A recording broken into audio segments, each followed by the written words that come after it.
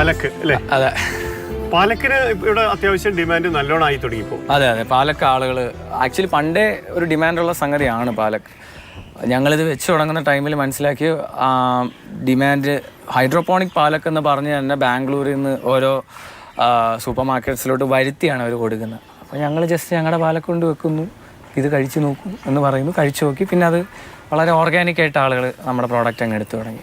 പാലക്കിനാണ് അങ്ങനെ ഏറ്റവും ഓർഗാനിക്കായിട്ടുള്ള ഒരു സെയിൽസ് സ്വിഫ്റ്റ് മൂവ്മെന്റ് ഉണ്ട്. അതെ, ഇതിപ്പോൾ കട്ട് ചെയ്യാറായിട്ടില്ല. ഇത് കട്ട് ചെയ്യാം.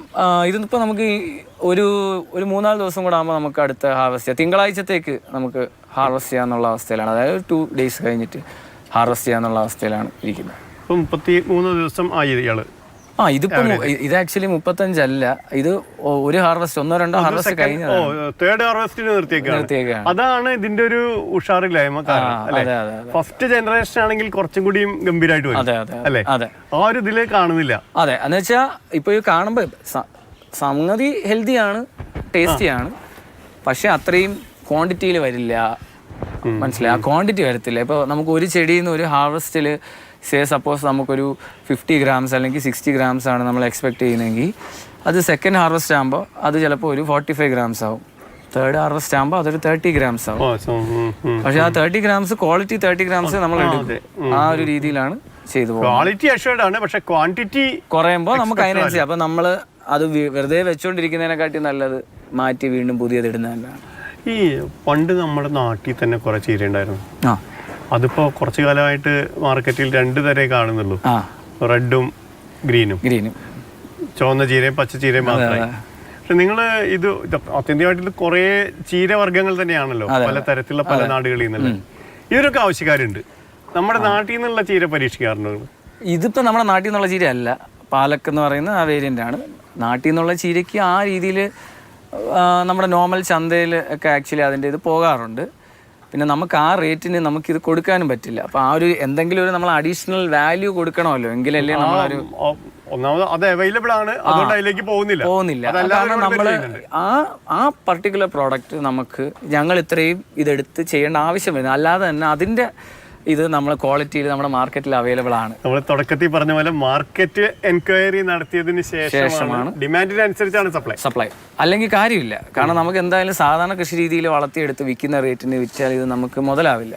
അപ്പോൾ ഓബിയസ്ലി ആ കൂടുതൽ ഹയർ റേറ്റ് നമ്മൾ ചാർജ് ചെയ്യുമ്പോൾ അതിനനുസരിച്ചുള്ള ഒരു ആഡഡ് വാല്യൂ നമ്മൾ കൊടുക്കണം. അപ്പോൾ ഇതിപ്പോൾ അത്രയും അവൈലബിൾ അല്ല.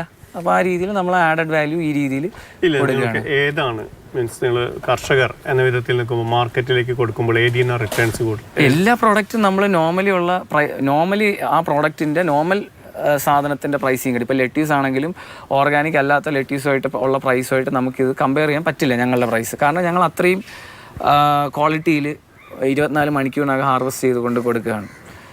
അപ്പോൾ വളരെ ചീപ്പ്, എക്സ്ട്രീംലി ചീപ്പ് റേറ്റിന് കിട്ടുന്ന രീതിയിലുള്ള ലെറ്റ്യൂസും ഉണ്ട്, ഞങ്ങളുടെ ലെറ്റ്യൂസും ഉണ്ട്.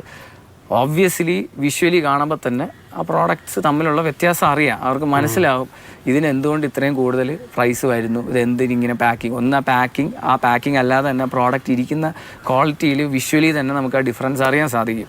അപ്പോൾ അവിടെ അതുകൊണ്ട് നമുക്ക് അങ്ങനെ വിഷയമില്ല. ആളുകൾ ക്വസ്റ്റ്യൻ ചെയ്യുന്നില്ല, അവർക്കത് മനസ്സിലാവുന്നുണ്ട്. They are convinced why this is costing this much more എന്നുള്ള രീതിയിൽ. കൂടാതെ നിങ്ങൾ മൈക്രോഗ്രീൻസ് ചെയ്തിട്ടുണ്ട്. അതെ, എന്തൊക്കെയാണ് മൈക്രോഗ്രീൻസ് ചെയ്ത്? മൈക്രോഗ്രീൻസ് പിന്നെ വളരെ പെട്ടെന്ന് ഏതാണ്ട് ഒരാഴ്ചക്കുള്ളിൽ തന്നെ വളർത്തി എടുക്കുക മൈക്രോഗ്രീൻസ്. പക്ഷെ അതിലൊരു ചെറിയ ക്യാച്ച് ഉണ്ട്. ക്യാച്ച് എന്ന് വെച്ചാൽ മൈക്രോഗ്രീൻസിൻ്റെ സിസ്റ്റം വളരെ അൺസ്റ്റേബിൾ ആണ്. നമ്മൾ ഒരു സ്ഥലത്ത് ഗ്രോ ചെയ്തെന്ന് പറഞ്ഞാൽ അതേ രീതിയിൽ വേറൊരു ബിൽഡിങ്ങിനകത്ത് കൊണ്ട് വെച്ച് ഗ്രോ ചെയ്യാൻ നോക്കി അത് വളരണമെന്നില്ല. ഹ്യൂമിഡിറ്റി ഫാക്ടർ ഏറെ ബാധിക്കുന്നതാണ്. ആ ബിൽഡിങ്ങിനകത്ത് തന്നെ ഹ്യൂമിഡിറ്റിയിൽ ഡിഫറൻസ് വരുന്നതിനനുസരിച്ച് തന്നെ നമ്മളതിനെ ഗ്രോ ചെയ്യുന്ന മെത്തഡോളജിയിൽ ചെറിയ ഡിഫറൻസസ് ഒക്കെ വരുത്തണം.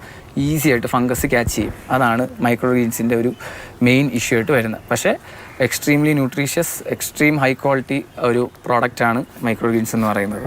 ശരിക്കും മുള പൊട്ടി വരുമ്പോൾ കയ്യോടെ. അതെ. ഇപ്പോൾ കറൻലി നമുക്ക് വീറ്റ് ഗ്രാസ് ഉണ്ട്, സാങ്കോ പേർപ്പിൾ റാഡിഷ് എന്ന് പറഞ്ഞ വേരിയൻ്റ് ഉണ്ട്, പോക്ചോയുടെ മൈക്രോഗ്രീൻ ഉണ്ട്, കോൾറാബി പേർപ്പിൾ ഉണ്ട്, അങ്ങനെ സൺഫ്ലവറിൻ്റെ മൈക്രോഗ്രീൻ ഉണ്ട്. അങ്ങനെ ഓൾമോസ്റ്റ് ഒരു 12-13 വെറൈറ്റീസ് ഓഫ് മൈക്രോഗ്രീൻ ഉണ്ട്. അല്ലാതെ നമുക്ക് സ്പ്രൗട്ട്സ് ഉണ്ട്, ബീൻസിൻ്റെ സ്പ്രൗട്ട്സ് ഉണ്ട്, കൗപ്പീസിൻ്റെ ഒക്കെ സ്പ്രൗട്ട്സ്, മിക്സഡ് സ്പ്രൗട്ട്സ് കൊടുക്കുന്നുണ്ട്. മൈക്രോഗ്രീൻസ് തന്നെ മിക്സഡ് മൈക്രോഗ്രീൻസ് നമ്മൾ കൊടുക്കുന്നുണ്ട്. അപ്പോൾ എന്തൊക്കെ പറഞ്ഞാലും ചെറിയ ഇലക്കറികൾ.